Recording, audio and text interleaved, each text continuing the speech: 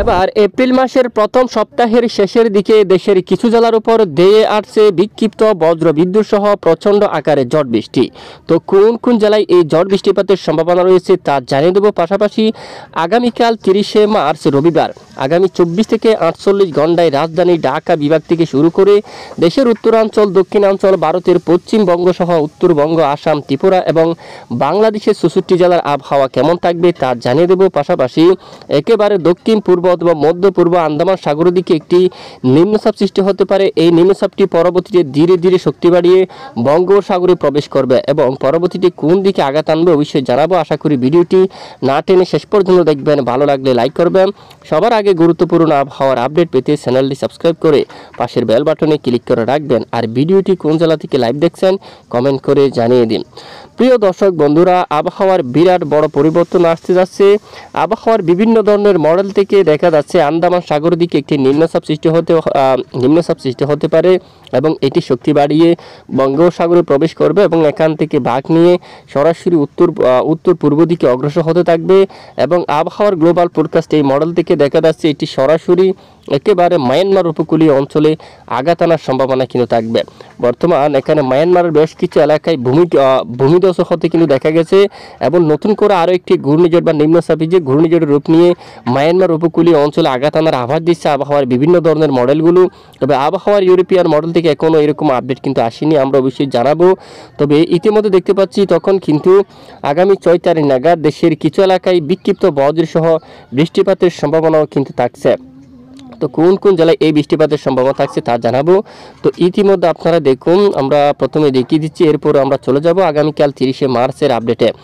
এখানে দেখুন বাগেরহাট অঞ্চল থেকে শুরু করে লাল কালার যে অংশে যে মেঘটি দেখতে পাচ্ছেন এই সকল এলাকার দিকে বৃষ্টিপাতের আভাস কিন্তু রয়েছে। নাজিরপুর এলাকায়, পিরোজপুর, জিয়ানগর, রামপাল অঞ্চল, মংলা, বাগেরহাট এবং এদিকে বটিয়াঘাটা, খুলনা বিভাগের অনেক অঞ্চল জুড়ে একেবারে প্রচণ্ড আকারে বৃষ্টিপাতের সম্ভাবনা থাকবে আগামী রবিবার 6 মার্চ। এখানে বা হেরফের হতে পারে, একদিন আগে অথবা পরে হয়ে যেতে পারে। তবে আমরা কিন্তু নজর রাখছি, সঙ্গে থাকবেন।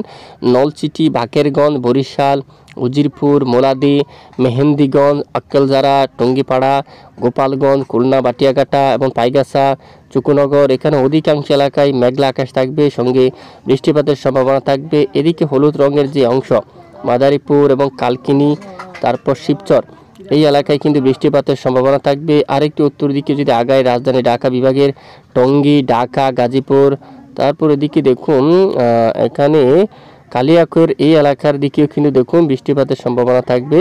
মানিকগঞ্জ, তারপর এদিকে হরিরামপুর, দৌলতপুর, নাগরপুর আকাশ মেঘাচ্ছন্ন থাকতে পারে। দেখুন সকল জেলার আপডেট কিন্তু আমরা দেখিয়ে দিচ্ছি এখানে সকল স্থানের। যশোর এদিকে আকাশ মেঘলা থাকবে, জিকরগাছা, যশোর, চুগাছা, কালরোয়া, চুকনগর, পাবনা এদিকে, তারপর শালিকা, মাগুরা এদিকে, ঝিনাইদহ, চুয়াডাঙ্গা, শৈলকুপা এখানে বেশ কিছু এলাকায় কিন্তু আকাশ মেঘাচ্ছন্ন থাকতে পারে। এখানে চন্দননগরের দিকে চাকদা, হাবড়া, চন্দননগর, শান্তিপুর এবং চুচুড়া এবং এখানে কলোনি, সিঙ্গুর, পান্ডুয়া এই সকল অঞ্চলে কিন্তু বজ্রসহ বৃষ্টিপাত থাকার সম্ভাবনা রয়েছে এবং এদিকে একটি বৃষ্টির মেঘ তৈরি হতে পারে, বৃষ্টিপাতের সম্ভাবনা থাকছে। বিশেষ করে এই যে বেলুনিয়া অঞ্চলে, কাকড়াছড়ির দিকে, ত্রিপুরার এই এলাকায়, ফেনী এই সকল স্থানে কিন্তু বৃষ্টিপাতের সম্ভাবনা থাকবে আগামী 6 তারিখ নাগাদ এবং যশোর সহ আশেপাশে অনেক এলাকায় বৃষ্টিপাতের সম্ভাবনা। এছাড়া রাজধানী ঢাকা, রাজশাহী, যশোর, খুলনা, বরিশাল, চট্টগ্রাম বিভাগের অনেক এলাকায় প্রচণ্ড আকারে মেঘের আনাগোনা থাকতে পারে। তো এ হচ্ছে মূলত বৃষ্টিপাতের আপডেট এপ্রিল মাসের প্রথম সপ্তাহের শেষের দিকে। তবে পরিবর্তন আসতে পারে। এছাড়াও দেশের কিছু এলাকায় আগামী কয়েকদিনে বিক্ষিপ্ত বৃষ্টিপাতের সম্ভাবনা দেখা দিতে পারে, বিশেষ করে সিলেট বিভাগের পূর্ব দিকের জায়গাগুলোর ওপর।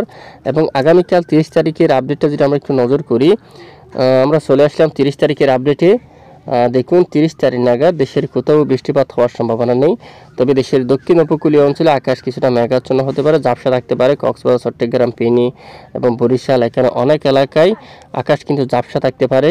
তবে আপাতত বৃষ্টিপাত হওয়ার তেমন সম্ভাবনা নেই। যদি বৃষ্টিপাতের সম্ভাবনা পাওয়া যায় জানাবো, তো অবশ্যই আমাদের সঙ্গে থাকবেন। আর ইতিমধ্যে তাপমাত্রা কেমন থাকতে পারে একটু আমরা দেখিয়ে দিচ্ছি। দেশের অনেক এলাকায় ব্যবসা ঘুমট গরম কিন্তু অনেকটাই বৃদ্ধি পেয়েছে এবং আগামীকাল 30 তারিখের যদি আমরা একটু তাপমাত্রা দেখি, সর্বোচ্চ তাপমাত্রা কত ডিগ্রি সেলসিয়াসে থাকতে পারে একটু দেখুন। আমরা এই যে সরাসরি চলে আসলাম বিকেল 2টা-3টার সময়। এখানে দেখুন 38 ডিগ্রি সেলসিয়াস তাপমাত্রা থাকতে পারে অনেক অঞ্চলে। ঠিক এখানে দেখুন যশোর অথবা খুলনা, এখানে দেখুন কিছু এলাকায় প্রায় 40 ডিগ্রি সেলসিয়াসের কাছাকাছি তাপমাত্রা কিন্তু দেখা যাচ্ছে। বেশ কিছু এলাকায় তাপমাত্রা দেখুন প্রায় 40 ডিগ্রি সেলসিয়াসের ঘরে কিন্তু তাপমাত্রা চলে যাচ্ছে বা হেরফের থাকতে পারে 1-2 ডিগ্রি কম বেশি। এখানে বেশ কিছু এলাকায় দেখুন ব্যবসা অস্বস্তিকর, ঘুমট ব্যবসা গরম কিন্তু থাকবে।